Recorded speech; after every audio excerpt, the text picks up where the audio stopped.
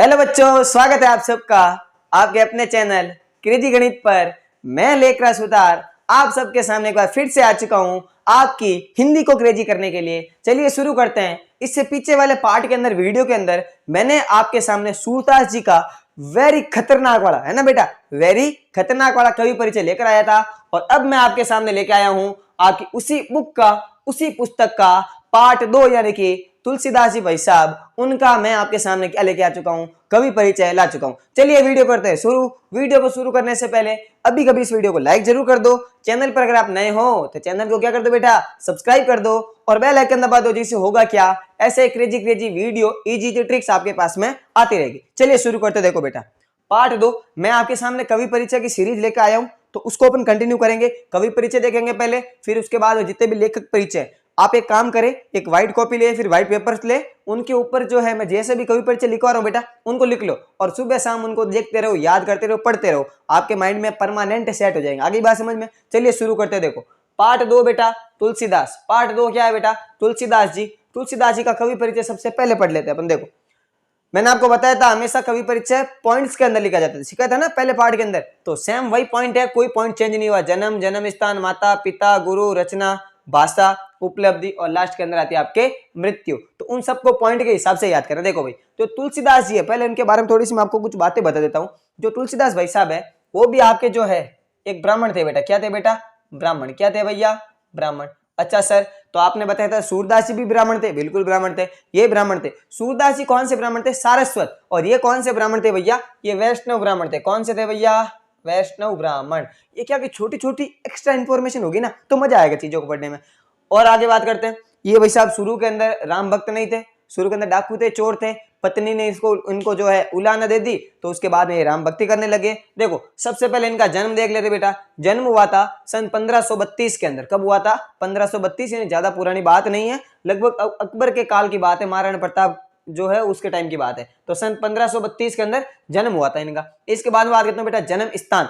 इनका जो जन्म स्थान है बेटा, वो है राजापुर, एक गांव का नाम है। और ये राजापुर कौन से जिले में? तो बात आएगी सर बांदा जिले में। कौन से जिले में? बांदा जिला। और बांदा जिला कहां पर है बेटा? उत्तर प्रदेश राज्य के अंदर। कौन से राज्य में, कौन से स्टेट में? उत्तर प्रदेश। तो पूरा जन्म स्थान लिखोगे राजापुर, ब्रैकेट में लिख दिया बांदा जिला, और बांदा जिला कहां पर आ रहा है? आपके उत्तर प्रदेश। बात क्लियर है? माता का नाम बुक में नहीं दे रखा, लेकिन आपको याद करना चाहिए। माता का नाम था इनका हुलसी। क्या नाम था बेटा? हुलसी। और पिता का नाम था आत्माराम दुबे। आत्माराम तुकाराम भिड़े नहीं, आत्माराम दुबे। ठीक है।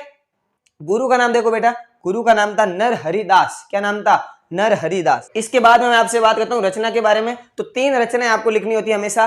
पहली रचना थी रामचरितमानस, दूसरी कवितावली, तीसरी गीतावली। इसके अलावा विनयावली, पत्रावली, गीतावली, वो छंद सब कुछ थे।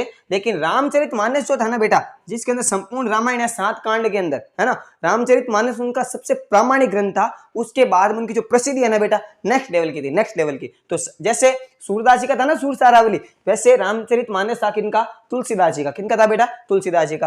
कवितावली, गीतावली। बात करते बेटा भाषा।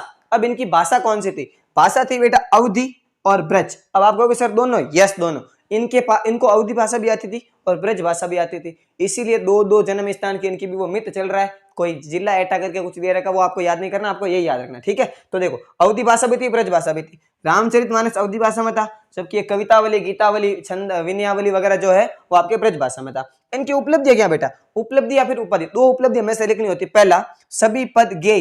गेय का मतलब गाने योग्य भाई साहब। इनकी रचना के जितने भी पद है ना, वो सारे सारे गाने योग्य। आप उनको गा सकते हो, बढ़िया इंस्ट्रूमेंट लगा के, बढ़िया साउंड के साथ में आप इनको गाया जा सकता है, इसमें कोई दिक्कत नहीं। तभी तो रामचरितमानस का पाठ होता है, आप सबको पता है, दिक्कत वाली बात नहीं है इसके अंदर। और दूसरा बेटा व्यंग्यपूर्ण शैली का प्रयोग। आपने इस पाठ के अंदर परशुराम और लक्ष्मण जी का संवाद दे रखा, वहां पर अलग अलग जगह पर अलग अलग प्रकार के व्यंग्य दे रखा है। छुई मुई का पौधा दे रखा है, ऐसे कैसे करके वहां पर व्यंग्य दे रखा है। ठीक है। तो पहली है सभी पद गेय यानी गाने योग्य है, और दूसरा उनकी भाई साहब जो शैली वो कैसी है? व्यंग्यपूर्ण है। सबसे लास्ट में बात आएगी बेटा मृत्यु की। तो इनकी मृत्यु हुई थी बेटा सन 1623 के अंदर। कहां पर हुई थी? काशी में हुई थी। कहां पर हुई थी? काशी में। एक्स्ट्रा इन्फॉर्मेशन, ब्राह्मण थे, वैष्णव ब्राह्मण थे। इनकी पत्नी का नाम था रत्नावली, रत्नावती कहते हैं, रत्नावली भी कहते हैं। और उनके कहने पर ये राम के भक्त बने थे। आगे बात समझ में? तो इस तरह से आपके सामने तुलसीदास जी का जन्म परिचय, कवि परिचय जो है वो आपके सामने रहने वाला है। चलिए इस वीडियो को यहीं पे करते हैं समाप्त। अब आगे जो है वीडियो जाएंगे, ऐसे वीडियो जाएंगे कवि परिचय के, देन अपन बात करेंगे लेखक परिचय के। तो पॉइंट टू पॉइंट चलेंगे, कोई दिक्कत वाली बात है नहीं। आप व्हाइट पेपर जो है इनको लिख लो और ऐसे अपन जो है सीरीज लाते रहेंगे। चलिए वीडियो को यहीं पे करते हैं समाप्त। अगर आपको वीडियो अच्छा लगा हो तो इस वीडियो को लाइक जरूर कर दे। चैनल पर अगर आप नए हो तो चैनल को सब्सक्राइब करना ना भूलें और बेल आइकन दबा दो, जिससे होगा कुछ नहीं, आगे आने वाली वीडियो की जो नोटिफिकेशन है वो आप लोगों के पास में सबसे पहले पहुंचेगी। आप इसका स्क्रीनशॉट ले लो। अब हम मिलते हैं आगे के नए एपिसोड में, तब तक के लिए जय हिंद, जय भारत, धन्यवाद। स्क्रीनशॉट ले लो।